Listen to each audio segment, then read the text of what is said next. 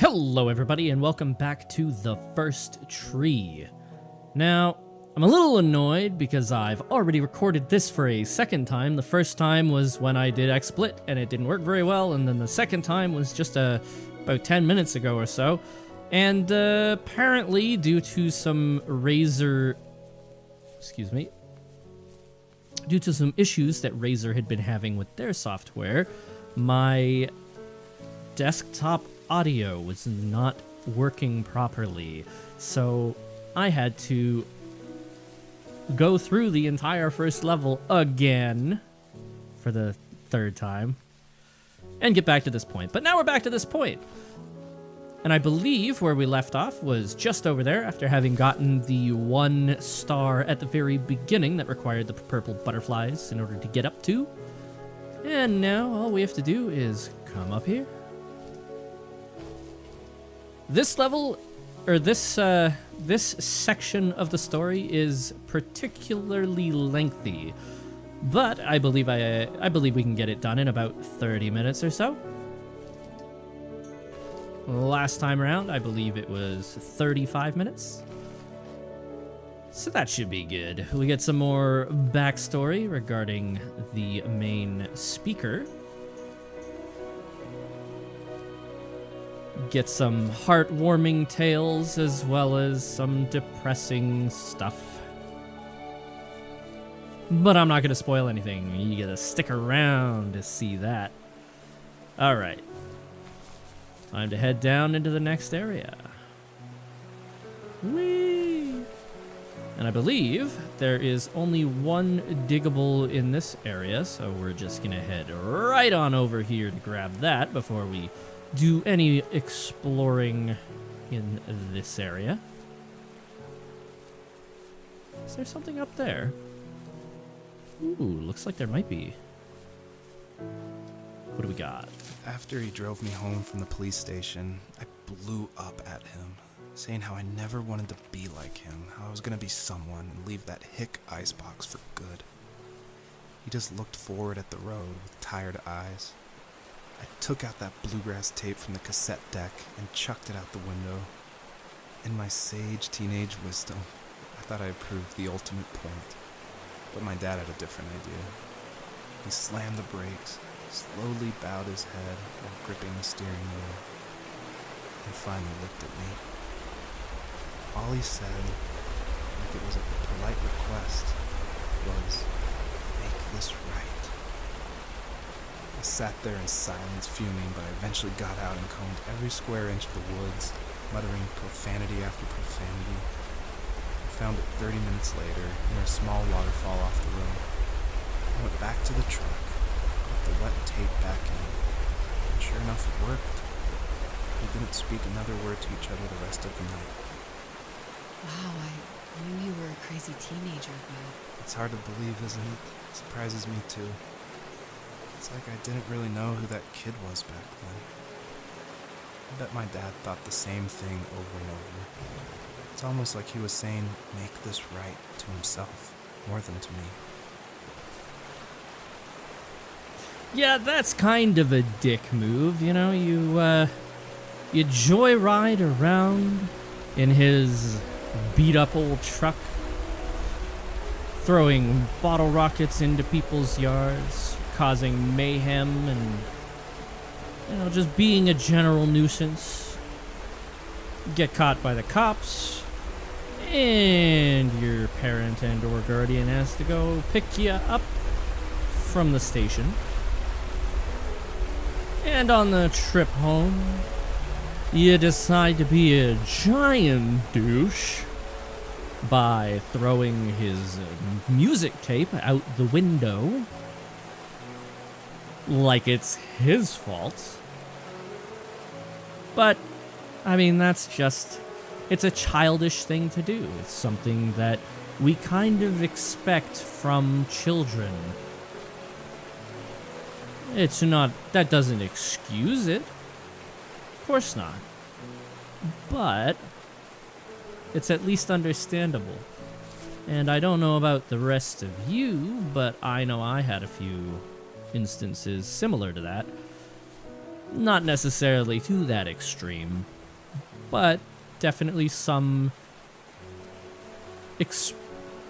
experiences when I was a child that I definitely did not react to in the best way. I wonder if there's a way up here, because it feels like there's something up here. How high up can I get? That's it? Ah, come on. Okay, I guess not. I guess there's no way to get up there. That's kind of annoying, because it certainly looks like there's something up there. I'm going to check from up here, see if there's a glow.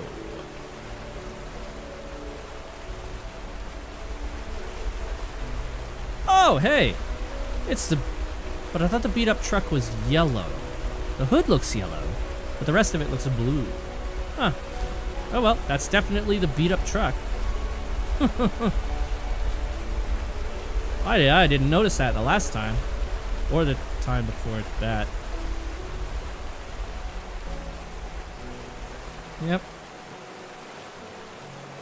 It's not even limited to children, you know?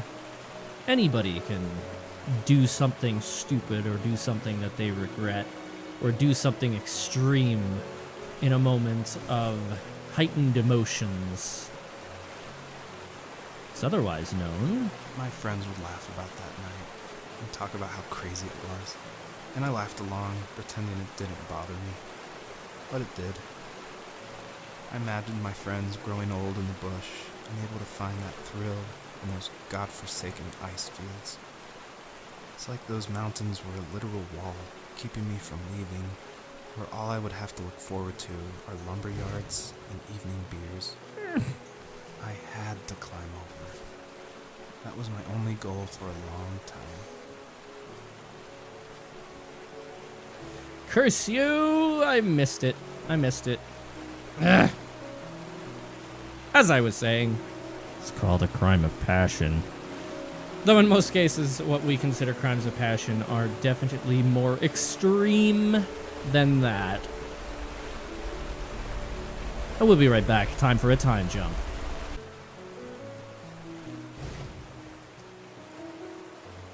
There we go. And I believe there's another one just down here. Ooh, is there something under here? No, okay. Alrighty then. Coming up to another quick transition up ahead, I believe. Right after we do this dig spot. If there was some way I could take my love of drawing and turn it into a way of escape, nothing would make me happier. I wanted to create instead of tearing trees down. I wanted to move to the lower 48, not because I hated it there in Alaska, but I hated the idea of it. It's like all of that spite inside me had created this monster which followed me around my whole teenage years. I put so much energy into doing what others didn't expect of me. Why did I do that? There's one fact you're forgetting, though. If you didn't have that fire in you, we probably would have never met. You're absolutely right. Maybe the destination is all that matters in the end. But then why am I awake? Why am I seeing this fox go on her journey? Oh, I didn't finish the line. That's annoying. That just means they didn't properly test it to see if the dialogue starts and somebody just runs straight the whole time, if they'll hit the transition before the dialogue finishes. That's kind of annoying. Oh, well, that's okay. That was the last line of dialogue. You can get it from the subtitle. I'll try to be a little more careful next time now that I know that's an actual thing that will happen. That's a very interesting point that they were making at the end there. That basically I interpret it as a very roundabout, well, not necessarily roundabout, but a veiled means of saying that regardless of whether your memories or your experiences were good or bad growing up, or even, well, I don't know, it's how to actually say this. All of our experiences, everything that we've been through, good or bad, up to this point, have shaped who we are as an individual, and therefore we would not be who we are today without them, without even a single one. My dad built a lot of stuff in his free time. Birdhouse. If he wasn't watching fly fishing or reading Tom Clancy novels, he was Tom carving Clancy. something. He made tons of birdhouses. Not that he was into bird watching, but I think he really missed working and adding on to the home. If he couldn't afford the time to build onto our own house, he would have to settle with watching birds move into their little homes. We kept an old mattress in the bed of that ugly yellow truck, so we would drive it deep into the woods and then watch the birds fly into their houses while the sun set.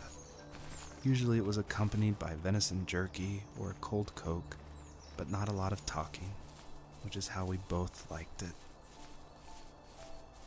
So one thing I do want to point out that may or may not have been noticed so far in the game is that every one of these talking points, every time he talks about memories, about something that he's been through, about his experiences, he'll mention stuff like the forts with the chips and the TV and all of that. And in almost every circumstance like that, there will be scattered around the map little bits and bobs from what he was talking about. For example, there's the birdhouse. Somewhere on this map, there is a fishing rod. Elsewhere on this map is a mattress surrounded by some old empty Coke cans. May not run into them, but they are here. I have seen them. There's a computer. I don't recall having heard mention of a computer, so I'm not entirely sure why that one's there. But I just thought I'd point that out. It's a nice little detail that could be very easily missed.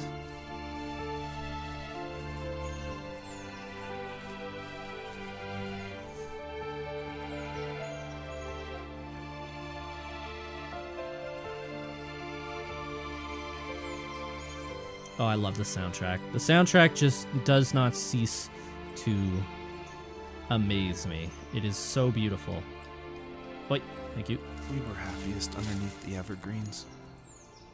We decided it was time to finally map out the hundreds of acres we lived on just to pass the time during the summer.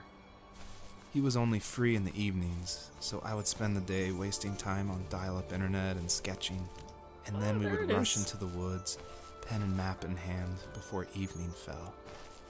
Sometimes the aurora borealis would cast a cold green glow on the mountainside, and we would finish our route underneath a twilight sky. Sometimes I was lonely during those summer days, but there was comfort in the routine.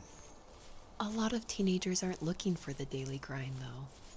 There's nothing wrong with wanting to get out, to leave your childhood home. You wanted to progress, to make something of yourself. Yeah, you're right. That house. I'm sure it's the same as how I left it. But then why does it feel so different? I doubt you're the only adult to have looked back and asked that question. So true, so true.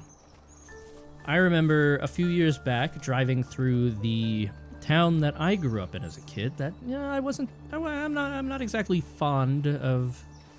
I was glad to have moved out of it, but I took a drive through there and was amazed at how much had changed. But when I drove past the house that I grew up in, I was blown away by the fact that it looked exactly like I remembered it. But even then, it didn't really feel the same because nothing around it, even the school that I went to as a child, was notably different. It was bigger, they'd expanded it, less portables, and like a huge parking lot that hadn't been there previously. Floored me. Really did. And that little talking point actually mentioned dial-up internet, so that would explain the computer that we were just talking about. Everything has an explanation. Why am I going up here? I don't think there's anything up here. Anything at all? Nope. Nope. Nope, nope, nope. Okay, nothing.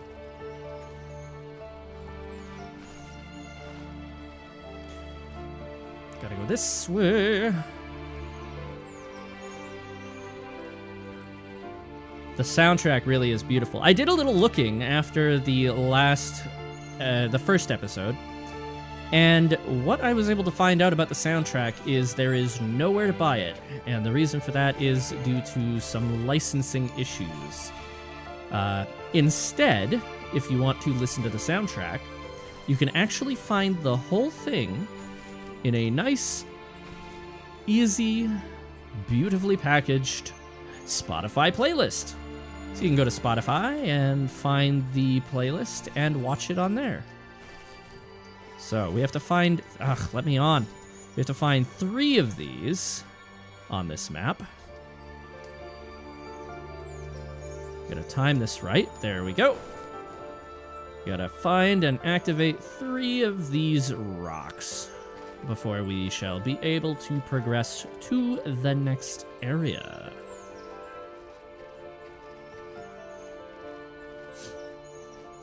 One of the biggest time consumers in this game definitely is backtracking. There is a lot of backtracking and exploration, but I'm okay with that because it is an absolutely breathtaking game. It's very beautiful. The music is beautiful. The environments are beautiful. Beautiful is definitely one of the best words to describe this game. Breathtaking would be another. Engaging? I suppose it's definitely engaging to some degree.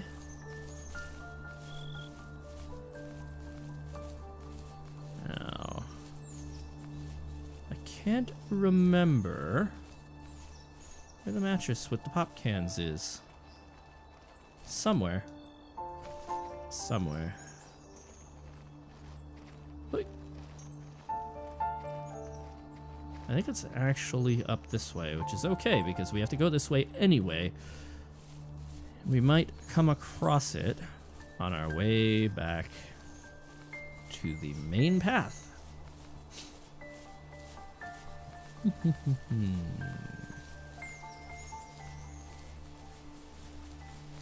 It's definitely worth keeping our heads on a swivel as a result of the fact that it can be very easy to miss little things. That's the birdhouse there. Let's go this way a little bit.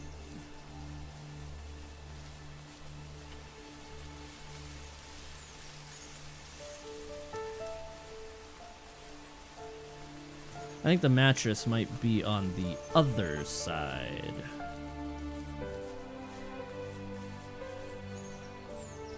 I'm trying to spot anything that might stand out.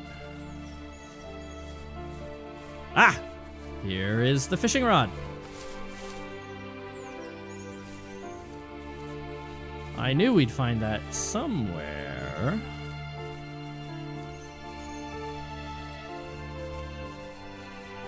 Oh, we're up to 20 minutes now. Not bad, not bad. This game is definitely a good way to pass the time, if nothing else.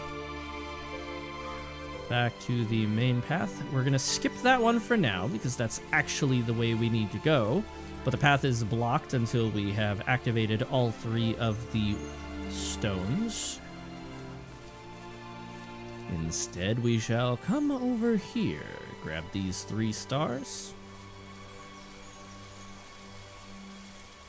and continue up this path.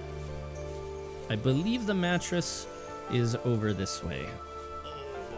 I'll lower my armrests a little bit. They're getting a little uncomfortable. Aha! There it is. There's the mattress with the Coke cans.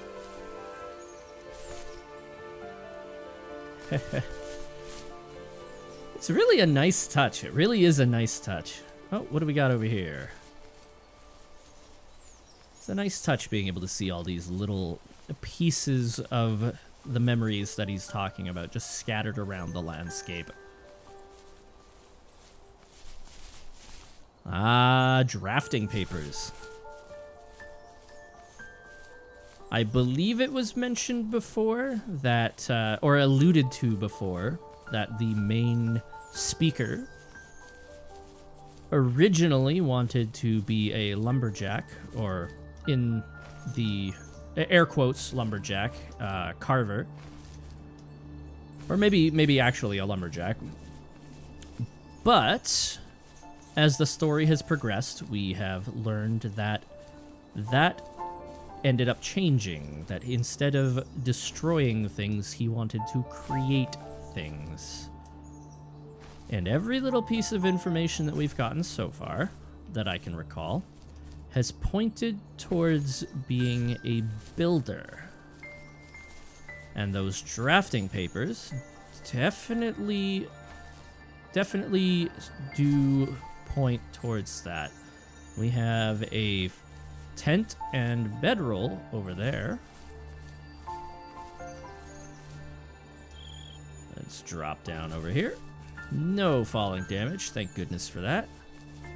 And let us head over this way, as I believe there is, yes, another dig spot. Another bit of story exposition. There's a dilapidated building, partially submerged. It's hard for me to talk about this part, like this section of the game, as though it really truly interests me now, because I've already experienced it twice. It's not really fresh. There were old abandoned pieces of a shed and car long left unused. I used to ask him all the time who those people were that left all this junk. And I'm sure he got so tired of hearing it that he made up some elaborate stories how a brown bear ate them and haunted the woods afterwards. What's funny is I think it made those people seem more real.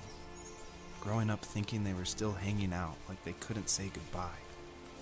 I used to tell my friends how I could swear I saw spirits move near the water, and that always freaked them out. I guess it didn't bother me, because the way I saw it, they were normal people with old cars and sheds, just trying to figure out how to survive and be happy in the middle of nowhere. It was a cool thought that they didn't want to leave, but you know, I was a weird kid. You had good company, since those ghosts like living in a place where they were brutally devoured. That is such an odd thought. It is definitely an odd thing to be thinking about, especially as a kid, or even looking back on it, like to think that they're just a normal group of people.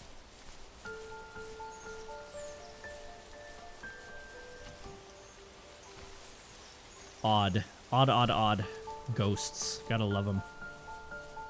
All right. I believe we are now ready to head over here and get this next little story bit before proceeding ahead.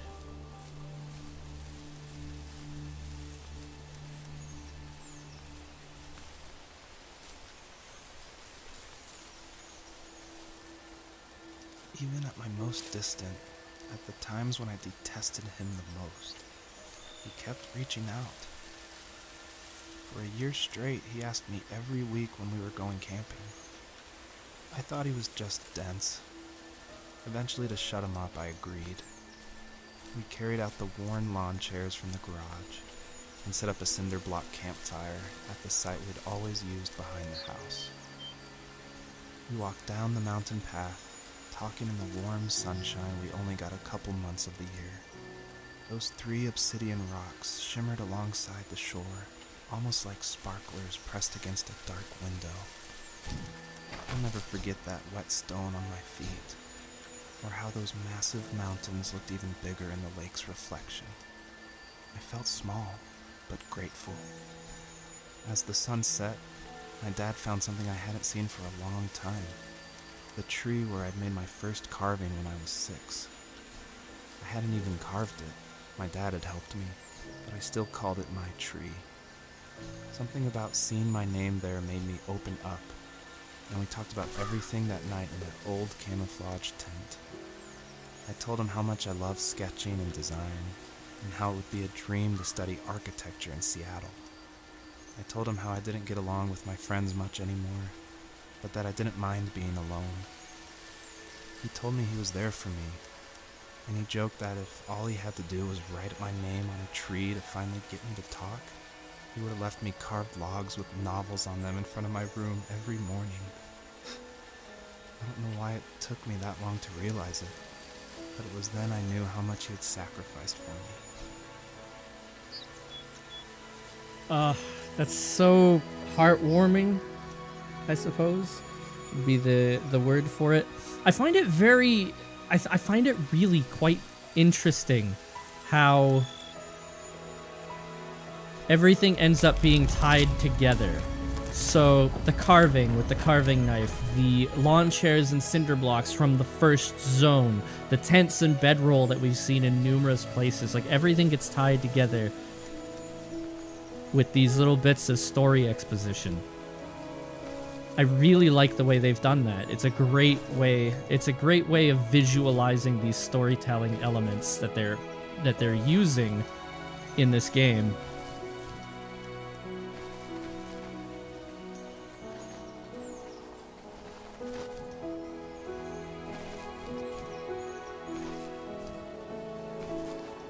Wait, let me up.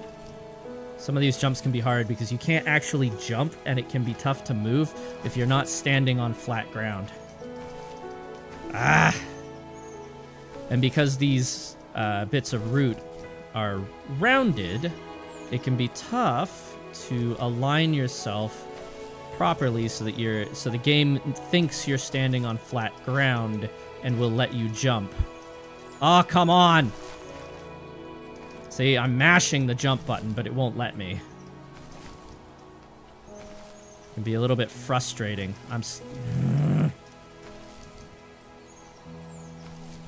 There we go. Got it. All right. This part's a little depressing. The perpetrator stood nearby, unfazed, like nothing was wrong. My dad is dead, and he's never coming back, Rachel. I can tell you these stories, but I can never reminisce with him again. He can never hold a grandchild that we'll probably never be able to have. I can never talk to him again, and I'll never be able to say I'm sorry for everything. Oh man, I get chills every time I hear him say, "My dad is dead." I really do. And another sad, kind of depressing moment as we find the second of the Fox's kits.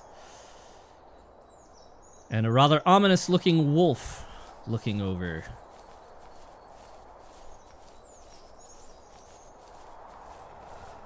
Don't you growl at me! You get back here, you bitch! Growl at me and then run away. Douche.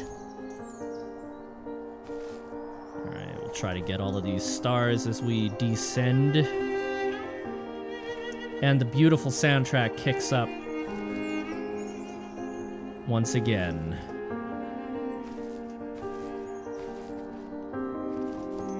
That part of the story for me really hits hard. It really hits close to home because, I mean, I lost my dad. I think I was 21, and it was due to drug abuse. But a lot of this game so far, a lot of the story in this game has hit rather close to home for me. But for many different reasons than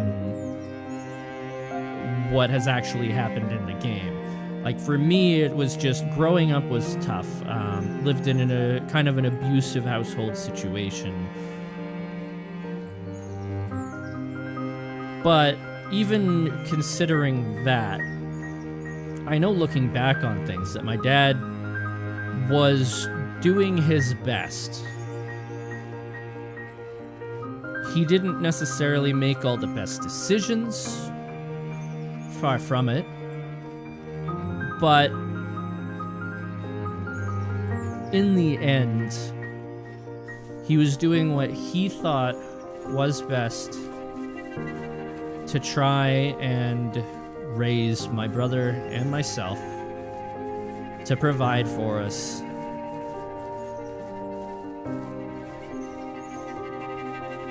And it really hurts looking back on it and remembering the last couple of years before he passed away. Oh man, I'm starting to tear up. Oh geez. This game so far is a vehicle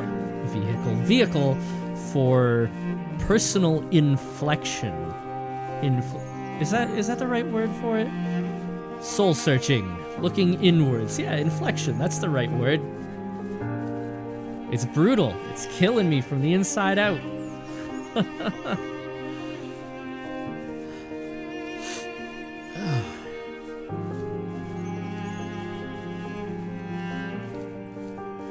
And this will be the last collectible little diggable segment on this level.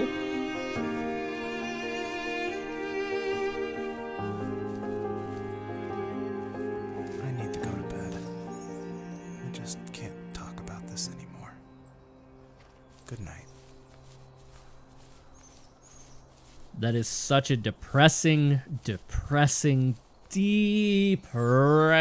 note to leave off on.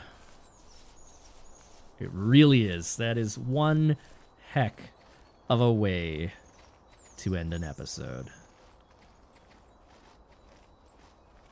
Just gotta run forward a bit, and we will trigger the next transition, at which point it will be time to end this video. There we go. Wow.